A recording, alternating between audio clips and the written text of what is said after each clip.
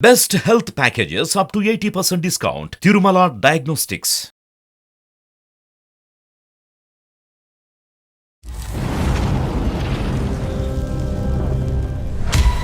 హెవీగా డ్రింక్ చేస్తాడు. డ్రింకే కాదు, ఈవెన్ గుట్కాలు అలానే నమ్ముతూ అలానే వస్తాడు. మళ్ళీ నన్ను వచ్చి ఫిజికల్ గా చేయడము. ఈ 2 days వరకు చాలా నరకం అనుభవిస్తాను.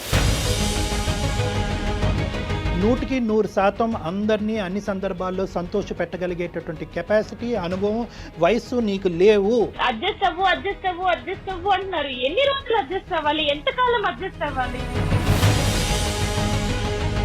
తను ఫిజికల్ గా చేసిన తర్వాత 2 రోజులు నేను లేవలేను. ఆ పెయిన్స్ నరకం ఉంటుంది. ఎట్లా భరించాలి నేను? 4 గోడల మధ్య జరిగిన ఒక విషయాన్ని ఒక ఆడపిల్ల బహిరంగంగా ఇలా ఫోన్లో చెప్తోందంటే మెరైట్ ఇది సనాతనంగా మనకొస్తున్న ఆచార సాంప్రదాయాలు. నువ్వు అడ్జస్ట్ అయ్యి అక్కడే పడుండాలా? ఎంత నరకమైనా సరే ఇంకా పడుండాలా? అక్కడే చచ్చిపోవాలా? ఊరంతా నా గురించి ఇది తిరిగిపోతుంది. కొన్నైతే చెప్పుకోలేము. అంత గలీజ్గా మా ఊరు మొత్తం ప్రచారం చేశారు. ఇలాంటి సైకో వ్యక్తులను అసలు మార్చుకోలేమా డాక్టర్ గారు? పెళ్లి చేస్తే కనుక సెట్ అయిపోతారు అనేటటువంటిది ఒకటి ఉందమ్మా. అది ఇంకొకళ్ళ నెత్తి మీద రుద్దటమే కదా డాక్టర్ గారు. ఎంత అన్యాయం కదా ఇది. ఇంట్లో కూడా అర్థం చేసుకోవట్లేదు. ఎవరికి చెప్పాలి? చచ్చిపోవాలని ఉంది నాకు. వెల్కమ్ టు అందమైన జీవితం. నమస్తే డాక్టర్ గారు. నమస్తే అమ్మా జయ. డాక్టర్ గారు, అందమైన జీవితం అనే ఒక కొత్త కాన్సెప్ట్తో మనం ప్రజల ముందుకు వెళ్తున్నాము. వాళ్ళ సమస్యని మనకి మెయిల్ చేయమంటున్నాం, మనమే కాల్ చేస్తున్నాం. అయితే నేను 100ల్లో వస్తాయనుకున్నా, వేలల్లో వచ్చేస్తున్నాయి మెయిల్స్. అసలు హ్యాండిల్ చేయలేకపోతున్నాను కళ్యాణ్ గారు. నేనైతే వాటిలో ర్యాండమ్గా పిక్ చేస్తున్నానంటే ఒక దాని తర్వాత ఆ మెయిల్ యొక్క తీవ్రతను బట్టి, వాళ్ళ సమస్య యొక్క తీవ్రతను బట్టి కాల్ పిక్ చేసుకొని మీతో నేను మాట్లాడించే ప్రయత్నం చేస్తూ ఉన్నాను. డెఫినెట్గా ఎవరు ఫీల్ అవ్వద్దండి. ఖచ్చితంగా మీ అందరి మెయిల్స్ మేము మాట్లాడతాము. అందరి గురించి, అందరి సమస్యల్ని డిస్కస్ చేసే ప్రయత్నం అయితే చేద్దాం కళ్యాణ్ గారు. తప్పకుండా. అయితే బళ్ళారి నుంచి ఒక మెయిల్ చేశారండి. సువర్చల ఒక మంచి ఫ్యామిలీ నుంచి వచ్చిన అమ్మాయి. పెళ్ళయింది. భర్త మానసిక వేదనతో తను ఏం చేయాలో అర్థం కాక సూసైడ్ చేసేసుకోవాలి అనే ఒక నిర్ణయానికి వచ్చి మనకి మెయిల్ చేసింది. అంటే తను చెప్పుకోలేని సమస్యలతో బాధపడుతుందట. పెళ్ళై సంవత్సరమే అవుతోంది. ఒక రకంగా ఒక్క మాటలో చెప్పాలంటే నా భర్త సైకో అని పెట్టింది. మరొకసారి లైన్లో తీసేసుకుందాం. తప్పకుండా. ఏజ్ ఎంత? ఏజ్ 24 సువర్చల అండి? అవునండి, నేను సుమన్ టీవీ అందమైన జీవితం ప్రోగ్రామ్ నుంచి చేస్తున్నానండి. చెప్పండి. ఎస్, మీరు మాకు మెయిల్ పెట్టారు సువర్చల. అవునండి. మీ మెయిల్ గురించి నేను బ్రీఫ్గా ఆయనకి చెప్పాను. ఒక్కసారి మీరు కూడా మాట్లాడండి. అమ్మా సువర్చల, నమస్తే అమ్మా. నమస్తే అండి. నమస్తే అమ్మా. చెప్పమ్మా, నీ ప్రాబ్లం ఏంటో కొద్దిగా చెప్పమ్మా. అంటే నేను హ్యాపీగా జాబ్ చేసుకుంటూ ఉంటే ఇంట్లో వాళ్ళు పెళ్లి సంబంధం చూసారు కదా, ఇంట్లో వాళ్ళ ఇష్ట ప్రకారం పెళ్లి చేసుకున్నాను. మా ఫ్యామిలీ వచ్చేసి బెల్లారిలో ఉంటారండి, చాలా లాంగ్. కానీ మేము జాబ్ ఇక్కడ చేస్తాం కాబట్టి హైదరాబాద్ లో హస్బెండ్ తో పాటు ఉన్నాను. ఓకే. బట్ పెళ్ళైనప్పటి నుంచే ఇంకా డైలీ వచ్చి టార్చర్ చేయడము, కొట్టడము, లేట్ నైట్ ఇంటికి రావడము. అది ఇంకా ఇది చెప్పొచ్చో లేదో తెలియదు కానీ అసలు భార్యకి నాతో ఫిజికల్ గా కలవడం ఇష్టమో లేదో అని కూడా కనుక్కోడు. ఫిజికల్ గా వచ్చి సినిమాలో చూపిస్తారు కదా రేప్ చేసినట్టు, వచ్చి బలవంతంగా చేసేవాడు. ఈవెన్ ఎంత టార్చర్ ఉండడంటే తను గుట్కాలు, సిగరెట్లు అన్ని తాగి అవి నములుకుంటూనే నాతో ఉండేవాడు. అది ఎవరికి చెప్పుకోవాలో కూడా అర్థం కాకపోయేది. సువర్చల ఇంట్లో ఎవరెవరు ఉంటారండి? హైదరాబాద్ లో ఉన్నప్పుడు నేను మా వారు మాత్రమే ఉండేవాళ్ళము. ఇంకా నైట్ ఏ టైం పడితే ఆ టైం ఫ్రెండ్స్ ని తీసుకొచ్చి నాకు అది వండి పెట్టు, ఇది వండి పెట్టు, నువ్వు ఇప్పుడు చేస్తావా లేదా. మ్యారేజ్ కి ముందు ఇతని గురించి నీకు ఎంత అవగాహన ఉందమ్మా? అంటే పెళ్లికి, ఎంగేజ్మెంట్ కి, పెళ్లి చూపులకి మధ్యన ఎంత గ్యాప్ ఉందమ్మా? అంటే మా ఎంగేజ్మెంట్ కూడా అవ్వలేదన్నమాట. ముహూర్తాలు పెట్టుకున్నారు, ఎంగేజ్మెంట్ వద్దు అని చెప్పి డైరెక్ట్ గా పెళ్లి చేశారు.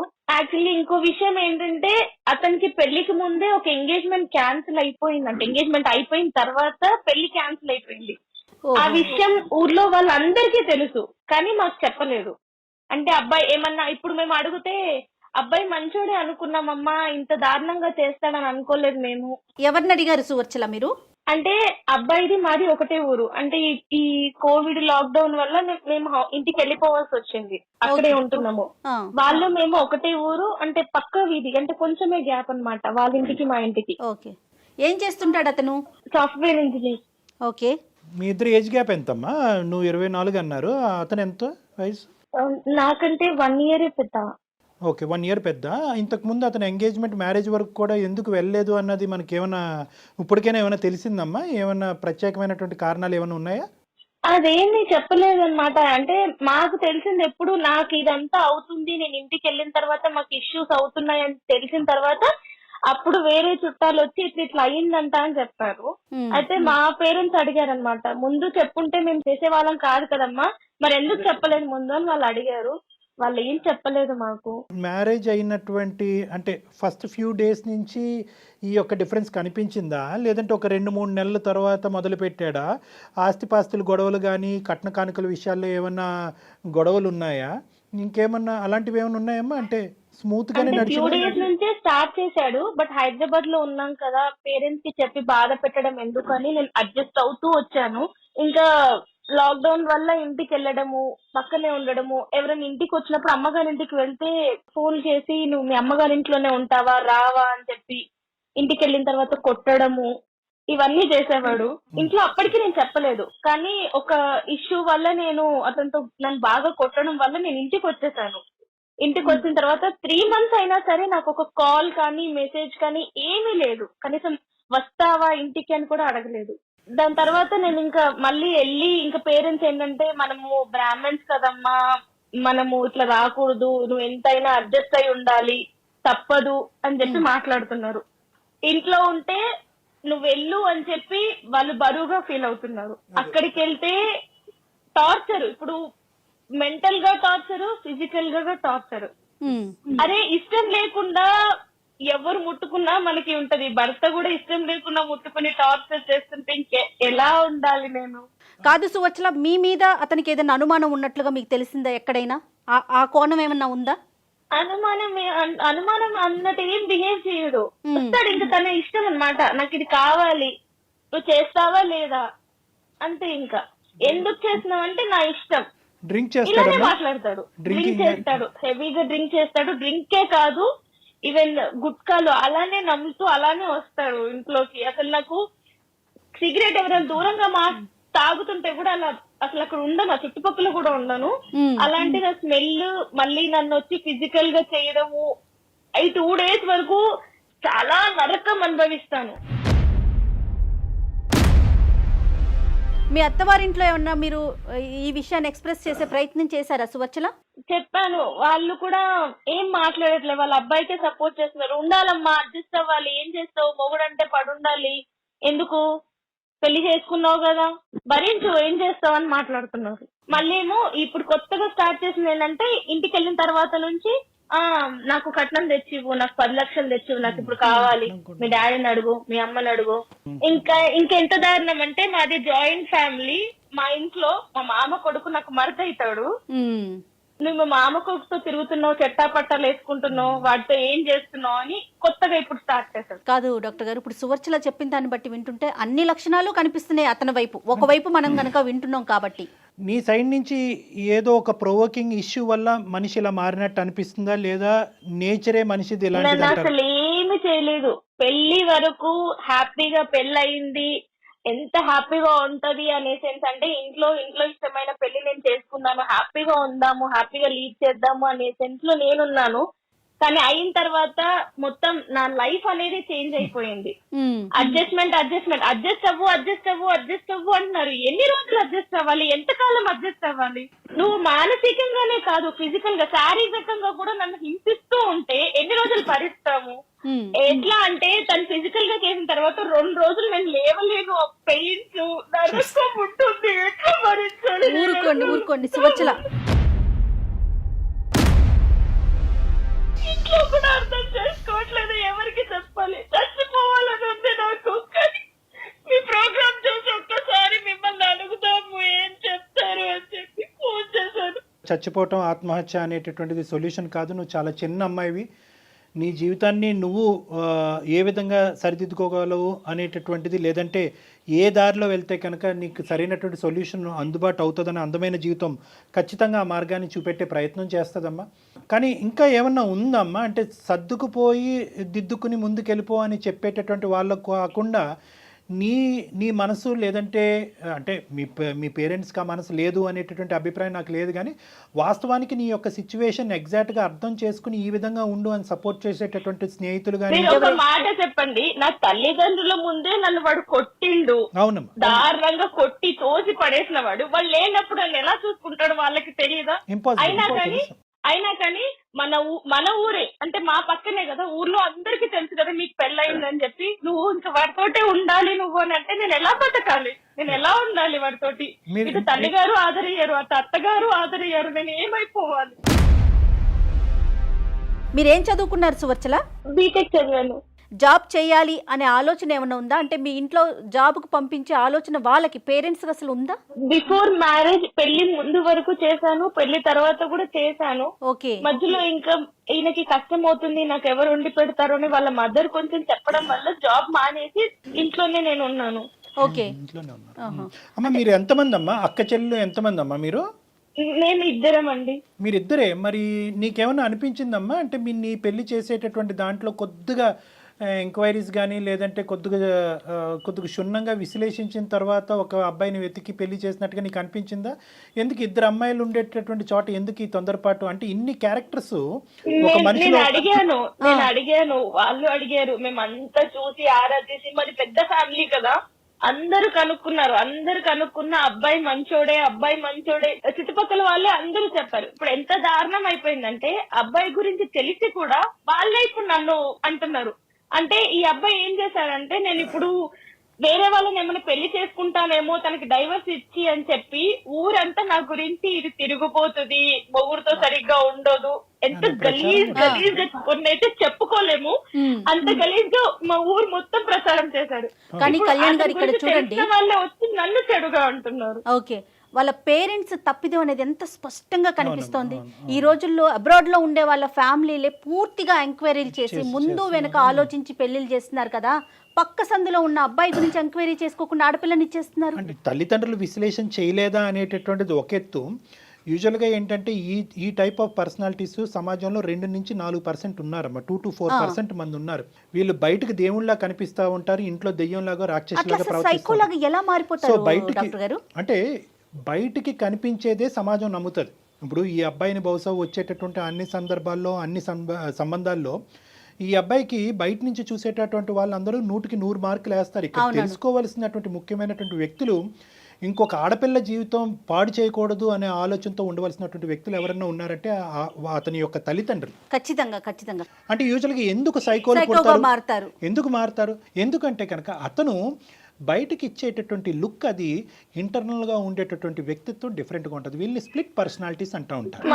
మంచి చూస్తే కూడా అలా ఉండడు, చాలా అమాయకంగా ఉంటాడు. ఎందుకంటే సింపుల్ గా చెప్పాలంటే కూడా నమ్మకం కూడా చెప్తే కూడా అంత అట్లా ఉన్నాడా,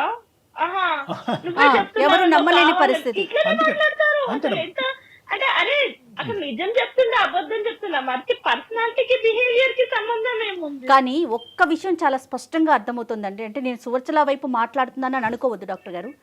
4 గోడల మధ్య జరిగిన ఒక విషయాన్ని ఒక ఆడపిల్ల బహిరంగంగా ఇలా ఫోన్లో చెప్తోందంటే తను ఎంత మానసిక క్షోభ అనుభవిస్తోందో అర్థమవుతోంది కదా మనకి. అందులో డౌటే లేదమ్మా. అంటే సువర్చల ఇప్పుడు ఉండేటటువంటి డిప్రెషన్ అనొచ్చు, లేదంటే ఎందుకు ఇలా బ్రతుకుండాలి. ఎందుకంటే తన సిచ్యువేషన్ ఏంటంటే చాలా మంది ఆడపిల్లలు ఈ పొజిషన్లో ఉన్నప్పుడు తల్లిదండ్రులు ముందుకు వస్తారు. అమ్మ నీకు నచ్చకపోతే కనుక అల్లారు ముద్దుగా నిన్ను పెంచుకున్నావమ్మా, పెళ్ళే ముఖ్యం కాదు, ఇలాంటి అయిపోయింది. ఇప్పుడు ఇక్కడ ఉండేటటువంటిది ఏంటంటే పెళ్లి ఘనంగా చేసాం, నువ్వు బయటకు వెళ్తే కనుక పరువు పోద్దని చెప్పి పరువుకి ఇంపార్టెన్స్ ఇచ్చేటటువంటి కుటుంబంలో నుంచి వచ్చినప్పుడు ఎంత కాదనుకున్నా కూడా చాలా కుటుంబాల్లో మొదట వాడేటటువంటి పదం ఏదన్నా ఉంది అంటే కనుక అడ్జస్ట్ అవ్వమ్మా. అడుగుతాను, చెప్పండి సువర్చల. ఇంక నువ్వు అడ్జస్ట్ అయ్యి అక్కడే పడుండాలా? ఎంత నరకమైనా సరే ఇంకా పడుండాలా? అక్కడే చచ్చిపోవాలా? బయటికి రాకూడదా? అంటే మాకంటూ ఒక లైఫ్ ఉండకూడదా? హ్యాపీగా బతకూడదా మేము?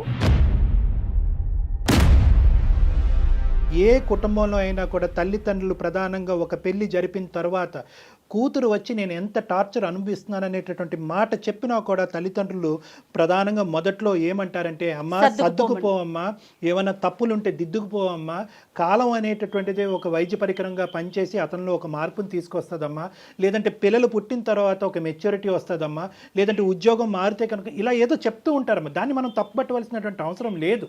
మీరు ఒక నెగటివ్ రోల్లో తీసుకోకండి. ఇలాంటి విషయాన్ని కనుక మీకు చెప్తున్నారంటే ఇది సనాతనంగా మనకు వస్తున్న ఆచార సాంప్రదాయాలు. తర్వాత ఇప్పటి వరకు మీరు చెప్పింది ఒక ఎత్తు, ఇది నాణ్యానికి ఒక వైపే, ఇంకొక వైపు ఒక స్టెప్ వేసి ఆలోచించండి. నేను వాళ్ళకి చెప్పాలి అనుకుంటే ఎప్పుడూ చెప్పేదాన్ని హైదరాబాద్ లో ఉన్నప్పుడే. అది కూడా వాళ్ళకి నేను చెప్పకుండానే మా హస్బెండ్ ద్వారానే, ఎవరైతే ఇప్పుడు నన్ను ఇంత టార్చర్ చేస్తున్నారో తన ద్వారానే మా ఇంట్లోనే తెలిసింది వాళ్ళకి. అంటే నన్ను అంత టార్చర్ చేసిన విషయం వాళ్ళు కళ్ళారా చూసిన తర్వాత కూడా ఎట్లా ఉండమని చెప్తారు. చూసారు, అప్పుడు అడిగారు నన్ను, ఏంటి ఇప్పుడు ఒక్కసారి ఉందా, ఎప్పటి నుంచి ఉండంటే పెళ్ళైనా మీకు చెప్పలేదు అని కూడా చెప్పాను. ఇలాంటి సైకో వ్యక్తులను అసలు మార్చుకోలేమా డాక్టర్ గారు? మార్పు తీసుకురాలేమా మనం? సైకోలు అసలు ఎందుకు పుడతారు, ఎందుకు ఇలా వ్యవహరిస్తారు అంటే కనుక ఖచ్చితంగా చాలా వరకు ఈ 2 నుంచి 4% పాటు ఉండేటటువంటి వ్యక్తులకి ప్రధానమైనటువంటి కొన్ని లక్షణాలు ఉంటాయి. ఒకటి ఏంటంటే వీళ్ళకి తాగుడు అనేది ఒకటి ఉంటుంది. సో ఆ తాగుడు ఏంటంటే వాళ్ళలో ఉండేటటువంటి విచక్షణ అనేది పోతుంది. ఆల్రెడీ వాళ్ళకి సైకోయిజం అంటే కనుక విచక్షణ అనేటటువంటి తక్కువ స్థాయిలో ఉంటుంది కాబట్టి డ్రింక్ చేస్తే ఇంకా అది పూర్తిగా పోతుంది. 2 చెడు వ్యసనాలు, చెడు స్నేహాలు, చెడు ఆలోచన శైలి, ఈ 3 కంటెంట్ ఉంటాయి. ఈ 3 కంటెంట్ చాలా వరకు ఏంటంటే పెరిగిన వాతావరణం, పెంపకం అని అంటూ ఉంటారు. ఎందుకు నేను ఇక్కడ పెంపకం అనే మాట అంటున్నానంటే కనుక ఇప్పుడు సువర్చల చెప్పినటువంటి ఈ గుణాలన్నీ కూడా, ఈ లక్షణాలన్నీ కూడా బహుశా తల్లిదండ్రులు చూడలేదంటారా వాళ్ళ అబ్బాయిలు? ఇన్ని సంవత్సరాలు చూడలేదంటారా? ఖచ్చితంగా చూస్తుంటారు. కానీ మన సంప్రదాయంలోని లేదంటే మన యొక్క దాంట్లో ఏంటంటే అబ్బాయికి కానీ లేదంటే కొన్ని సందర్భాల్లో అమ్మాయికి కానీ ఒక చెడు వ్యసనం కానీ, చెడు అలవాట్లు కానీ, చెడు పద్ధతులు కానీ, మానసిక పరిస్థితులు కానీ ఇలాంటివి ఉంటే కనుక పెళ్లి చేస్తే కనుక సెట్ అయిపోతారు అనేటటువంటిది ఒకటి ఉందమ్మా. అది ఇంకొకరి నెత్తి మీద రుద్దటమే కదా డాక్టర్ గారు? అంతే. ఎంత అన్యాయం కదా ఇది. అర్ధరాత్రి పూట వచ్చి ఫ్రెండ్స్ తీసుకొచ్చి చికెన్ వండు అంటాడు.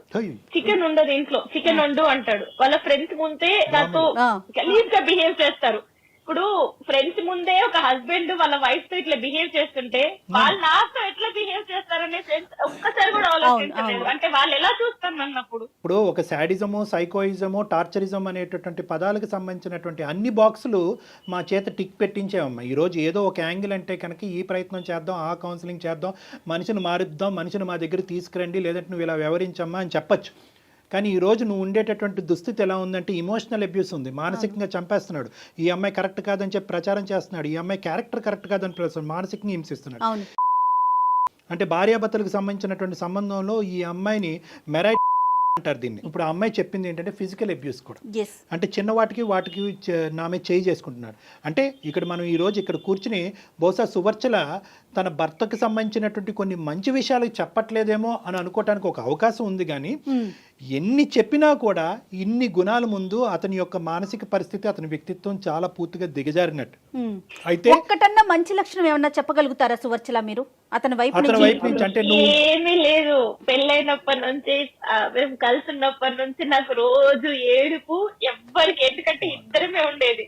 ఊర్లో అమ్మ వాళ్ళు ఉన్నారు, వాళ్ళకి ఫోన్ చేసి చెప్పలేను, ఏ ఫ్రెండ్ కి చెప్పలేను, ఎవ్వరికి చెప్పక నేను నరకం అనుభవించి, నిజంగా అందరు అంటారు కదా లాక్డౌన్ కొందరికి నష్టం చేసిందని చెప్పి, నాకు నిజంగా మేలు చేసింది. ఎందుకంటే లాక్డౌన్ వల్ల నేను మా అమ్మ వాళ్ళ ఇంటికి వెళ్ళాను, అతని గురించి నిజం తెలిసింది. అయినా కూడా నాకు కష్టాలు అనేవి తప్పలేదు. నేనేం చేయాలి? ఇక్కడ చావేనా గతి? లేదు సువర్చల, అసలు ఎప్పటికీ అలాంటి ఆలోచన పెట్టుకోవద్దు దయచేసి. Suvarchala, without any second thought get out of this marriage అమ్మా, come out of this marriage. ఎందుకంటే నో ఇదేంటంటేనమ్మా, బేసికలీ ఇక్కడ నువ్వు ఏడవటం, చనిపోవటం, లేదంటే చంపబట్టం, ఈ 3 అంశాల్లో ఏదో ఒకటి జరుగుతుందమ్మా నీ జీవితంలో. ఇటువంటి వ్యక్తి కాదు కళ్యాణ్ గారు, ఒక్క నిమిషం వాళ్ళ పేరెంట్స్ తో మాట్లాడించే ప్రయత్నం చేయలేమా? చేయవలసినటువంటి ప్రయత్నం ఏదన్నా తల్లిదండ్రుల ద్వారా చేయాలి అనేటటువంటి ఆలోచన తనుకుంటే ఖచ్చితంగా చేయాలి. కానీ తన నిర్ణయం మీద తను నిలబడేటటువంటి శక్తి సామర్థ్యాలు తను పెంపొందించుకోవాలి. నువ్వు ఒక నిర్ణయం తీసుకొని నేను అబ్బాయితో విడిపోతాను అన్నా కూడా, నువ్వు విడిపోతే మేము చచ్చిపోతాము, ఒకటి సువర్చల అమ్మ, you cannot satisfy 100% of the people 100% of the time. ఈ ఈక్వేషన్ ఎప్పటికీ గుర్తుపెట్టు. ఎస్ 100% అందరినీ అన్ని సందర్భాల్లో సంతోష పెట్టగలిగేటటువంటి కెపాసిటీ, అనుభవం, వయస్సు నీకు లేవు. తల్లిదండ్రుల దగ్గర నుంచి బ్లాక్మెయిల్ వచ్చినా ఏది వచ్చినా ఇది నీ జీవితానికి సంబంధించినటువంటి అంశం. ఒక్కసారి అర్థం కానటువంటి తల్లిదండ్రులకి 2 సార్లు చెప్పు. నీ ద్వారా అర్థం కానటువంటి తల్లిదండ్రులకి నీ ద్వారా నీకు సంబంధించినటువంటి వ్యక్తుల ద్వారా చెప్పేటటువంటి ప్రయత్నం చేయి. సోషల్ అబ్యూజ్ అంటే ఏంటో వాళ్ళకి విడమర్చి చెప్పు. అబ్యూజ్ అంటే ఏంటి అన్నది వాడికి విడమర్చి చెప్పు. ఇమోషనల్ అబ్యూజ్ ఏంటి అన్నది విడమర్చి చెప్పు. ఫిజికల్ అబ్యూజ్ అన్నది ఏంటి విడమర్చి చెప్పు. ఎందుకు అంటే కనుక చాలా సందర్భాల్లో నేను ఇందాక అన్నట్టుగా అడ్జస్ట్ అయ్యి వేచి చూడు అనేటటువంటి పదం ప్రతి కుటుంబంలో ప్రతి తల్లిదండ్రులు వాడేటటువంటిది. కానీ ఇక్కడ చూడవలసింది ఏంటంటే డ్యూరేషన్ ఆఫ్ టైం. అంటే కేవలం సంవత్సరంకే ఈ అమ్మాయి ఎలాంటి నిర్ణయం అనేటటువంటి అంశానికంటే ఇక్కడ ప్రధానంగా చూడవలసింది ఏంటంటే Suvarchala the intensity of the torture and the quality of the torture. అంటే అన్ని రంగులు అన్ని హంగుల్లో ఒక మనిషి భరించలేక ఈరోజు సువర్చల మనతో ఇలా ఫోన్ చేసి మాట్లాడుతుంది అంటే కనుక అందమైన జీవితం అనే ఈ వేదిక ఉండటం వల్ల అమ్మాయి ఫోన్ చేసి చెప్తుంది. లేదంటే ఈ అమ్మాయి ఈ రోజు ఇంకో ఆత్మహత్య ధోరణం ఇంకో పనికి పూనుకోలేదు అనేది గ్యారంటీ లేదు కదా. అవును అవును. మీ సొల్యూషన్ ఏం చెప్తారు ఫైనల్ గా చెప్పండి. Know the thing is Suvarchala ఇక్కడ సొల్యూషన్ ఈజ్ స్ట్రైట్ ఫార్వర్డ్ అమ్మా. ఇక్కడ ఏంటంటే అన్ని కెపాసిటీస్లో అన్ని విధాలుగా అమ్మ సువర్చల ఆర్ యూ దేర్? ఉన్నాను. ఓకే అమ్మ, నువ్వు గుండె నిబ్బరం చేసుకుని ధైర్యంగా ఉండమ్మా. ఎందుకంటే ఈ రోజు నీకు బోల్డ్ అంత భవిష్యత్తు ఉంది. నీకేమి బరువు బాధ్యతలు రెస్పాన్సిబిలిటీస్ అంటూ ఏమీ లేవు. మీ ఇద్దరు లక్కీగా నువ్వు ఏదైనా సంతోషపడవలసినటువంటి అంశం ఉంది అంటే కనుక సంవత్సరం అయిన తర్వాత ఇప్పటికీ నువ్వు ప్రెగ్నెంట్ కాకపోవడం అన్నది నువ్వు చేసుకున్నటువంటి అదృష్టం. లేదంటే ప్రెగ్నెన్సీ అదే హ్యాపీ ఫీల్ అవుతాను. బట్ నేను కంప్లీట్ బ్లాంక్ అయిపోయాను. నా మైండ్ అనేది పని చేయట్లేదు. అందుకే నేను మీకు మెయిల్ చేశాను. నేను ఏంటి అర్థం కాక అసలు చాలా చాలా మంచి పని చేశారు సువచ్చల. నిజం చెప్తున్నాను కదా. ఎందుకంటే ఇప్పుడు కళ్యాణ్ గారు చెప్పినట్లుగా డెఫినెట్ గా ఒక పాజిటివ్ డెసిషన్ తీసుకోండి. మీరు చదువుకున్నారు, సొసైటీ ఏంటో మీకు తెలుసు, ఫ్రెష్ గా స్టార్ట్ చేసేయండి. అంతేగాని వీళ్ళేమనుకుంటారో వాళ్ళేమనుకుంటారో ముందు వెనక ఆలోచించొద్దు. మీ జీవితం మీ చేతుల్లోనే ఉంది. మీరు ఇంకా చిన్న వయసులోనే ఉన్నారు. ఇది ఒక పీడకల్లా మర్చిపోవాలి అనేటటువంటి ఉద్దేశం మా అందరికీ ఉంది. కాబట్టి ఎటొచ్చి మీకు ఏదైనా అడ్డం ఉంది అంటే కనుక ఏ విధంగా మీ తల్లిదండ్రుల్ని కన్విన్స్ చేయాలి అన్నది ఒక్కటే ఇక్కడ మీ సమస్య. కాబట్టి మీరు ఇమోషనల్గా ఉన్నారు. చాలా ఇమోషనల్గా ఉండటం వల్ల ఏమవుతున్నారంటే మీరు అనుభవించినటువంటి కంటెంట్ ఏదైతే ఉందో అది మీ పేరెంట్స్కి సరిగ్గా కమ్యూనికేట్ చేయలేకపోతున్నారేమో. కన్ఫ్యూజ్. వయసు చిన్నదమ్మా, అనుభవం చిన్నది. ఒక సంవత్సరం అన్ని రకాలుగా చెప్పాను, వినట్లేదు. ఇప్పుడు వాళ్ళు వినకపోతే నేనేం చేయాలి? ఇంకెంత పచ్చిగా చెప్పాలి? పేరెంట్స్ కి ఎవరైనా అంత పచ్చిగా చెప్తారా? అరే నా మొగుడు ఇలా చేస్తున్నాడు అని చెప్పి ఎవరైనా చెప్పుకుంటారా? ఆయన చెప్పినా కూడా వినట్లేదు. అమ్మ ఇక్కడ ఏదన్నా కూడా you have to take a stands అమ్మా. నేను సింపుల్గా చెప్తున్నాను, నువ్వు గుండె నిబ్బరం చేసుకుని ధైర్యంగా ఉండు. తల్లిదండ్రులకు చెప్పేటటువంటి విధాలుగా అన్ని విధాలుగా నువ్వు ప్రయత్నం చేయి. ఎవరైతే కనుక వాళ్ళ మాట వింటారో వాళ్ళ ద్వారా చెప్పేటటువంటి ప్రయత్నం చేయి. లాస్ట్ అండ్ ఫైనల్ నువ్వు ఇంకొకటి కూడా చెప్తానమ్మా. బహుశా నీ తల్లిదండ్రులకి నువ్వు కన్వే చేసిన తర్వాత మీ తల్లిదండ్రులు అటువైపు తల్లిదండ్రులు ముందుకొచ్చి జస్ట్ ఫర్ దేర్ సాటిస్ఫాక్షన్, వాళ్ళ సంతోషం సంతృప్తి కొరకు మీరిద్దరూ మ్యారేజ్ కౌన్సిలింగ్కి వెళ్ళి ఒక్కసారి ఆఖరి అవకాశం ట్రై చేయండి అని చెప్తే దానికి కూడా నేను రెడీగా ఉన్నానమ్మా. అది కూడా నువ్వు ఏకీభవించి నువ్వు ఇలా వెళ్దాము, ఇది ఒకసారి ట్రై చేద్దాం అనే ఉద్దేశం నీకు ఉంటే కనుక will try that. Otherwise will close that door also. Second కాకుండా ఫస్ట్ చెప్పారు కదా కొత్త లైఫ్ స్టార్ట్ చేయమని. ఓకే అమ్మా, ఆల్ ద బెస్ట్. కన్విన్స్ చేయడానికి డెసిషన్ తీసుకుంటాను. అలాగే తల్లి, అలాగేనమ్మా, షూర్. మీ పేరెంట్స్ కి ఎవరు చెప్తే వింటారో వాళ్ళతో చెప్పించే ప్రయత్నం చేయండి సువర్చల. రైట్, అదే ట్రై చేస్తాను. అంటే మీరు మాట్లాడిన తర్వాత కొంచెం చిన్న హోప్ వచ్చింది.